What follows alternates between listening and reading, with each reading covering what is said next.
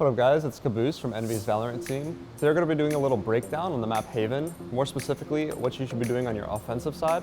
We're going to be covering a lot of things that I think will help a lot of players capitalize on more of their offense rounds. So we got the map pulled up behind us and we're going to look at a default that we ideally should be running every round.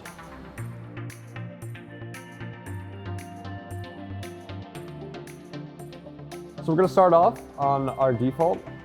We like to send two players towards this dragon C-long position, generally an opper. They're going to be contesting for the orb, making sure no players are getting into this cubby. Once they've cleared this cubby and grabbed the orb, their job is done. The next player is going to be lurking around this window and grass position. His main job is to just wait for this team to take map control, make sure there's no flanks going down. He can be pretty greasy with his positioning. He could even stay in spawn. It's very strong. And then lastly is normally your Cypher and another player need to take control of all this A area. Generally the way it starts is with a Cypher cage over towards this long position. You can flash through it, use utility to force through this cage and then clear the banana area. After that's done, your Cypher can place a camera in the sewers and then you can work together to clear this area out. Once you have all of long and this sewer control, your job is also done. At this point, once you have all of this map control, you can leave a lurker in any of these positions. So the short position, the outside B position, and the cubby position. This is ideally when your IGL wants to call a strat once you have all this map control. A couple things you want to keep in mind is in the game of Valorant, no round is ever going to be the same. There's a lot of things that can come that you're not expecting. For example, the defenders might have a tricky mid push where they send 3 players out middle. And it's very important to just have fast reactions and to capitalize off these things. If your player that's holding window, for example, says they're pushing 3 out of B, it should be an instant reaction to your players on the other side of the map to speed up into the weaker areas. So yeah, always keep in mind the rotations, always keep in mind the timings, and play off the information that your team gives you. A good strategy you can run is called the B to A split. On Envy, we like to do this with 3 outside of B and 2 into the sewers area. However, the good thing about this strat is you can really send however many you want into these areas. You can mix it up, it'll never have to be the same. So ideally, you'll send your Cypher towards this A position. Normally, he defaults there anyway, so nothing will look off to them. It'll just look like a standard round. At the same time, you're gonna be having 3 walk up B. Minimal utility usage here. We're gonna like a smoke in this area and this area, a flash in, and since this whole area will be clear, we're gonna tap the bomb real quick. As we tap the bomb, we're gonna actually push into the A link. There's gonna be a rotator coming from this yellow area, and a lot of the time he's not gonna be expecting you. He's gonna have his knife out, maybe he's holding like a Sova arrow. You should get a free kill onto this guy. At this point, your teammates are gonna be pinching A with you, and you're gonna basically have a 5v1 on this last side player with full post-plant. So yeah, should be a very successful round for you. Another important thing to keep in mind is playing effective post-plant positions. I'm going to go over the most effective positions on each of these bomb sites. And ideally, you want to set up in all of these if you have the players for them. So we'll start on C here. Say you have 3 alive.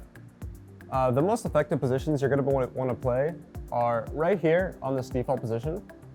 Very strong. He can swing off the spawn guys. He can also hold the connector. 1 player logs. This will generally be the contact for the spawn position. He'll be the first to act.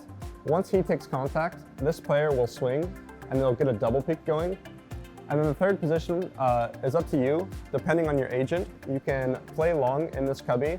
Maybe you have some delay like a Sova shock darts or a brimstone ultimate, something like that to get them off the bomb. If not, if you're more of an aggressive character, this position is my personal favorite, is the double stack right here. Again, you can swing off of the crossfire you have setting up going with your teammates here. You can win a nice trades like sacrifice 1 guy, get 3 kills, so it's really strong, really good crossfire here. For this B bomb site, it's generally good to leave the site completely. A lot of factors come into play on this B bomb site, such as what agents do they have.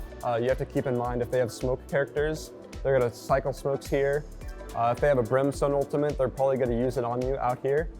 So it's really dependent on the situation, but ideally you should be pretty safe. Planting the spike right here and completely leaving the site, having no one on the site, and then playing these close positions We like to go Fox, this close little corner out here. This position is really strong as well.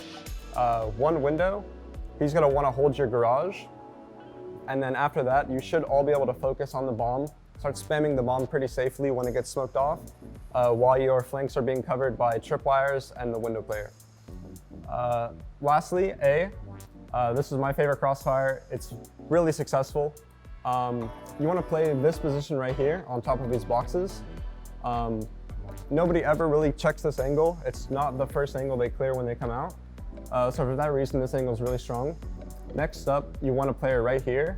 The reason being is when players come out of this position, they normally come out swinging like this, looking at this area, which means this guy will pretty much have a free kill every time. He'll shoot one in the back.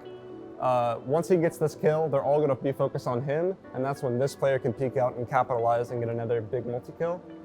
The third player can stay around this default position. He has really good crossfire setup. He can swing to the left, basically help these guys clean up all the kills.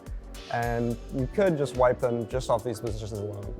Thank y'all for watching. This has been Kaboose, showing y'all some Haven map control. Make sure to subscribe to Predator Training Room if you'd like more content like this, and let us know what you'd like to see, whether it be map control or maybe just some guides in general. Yeah, thank y'all for watching. Make sure to hit that like and subscribe button, and I'll catch y'all next time.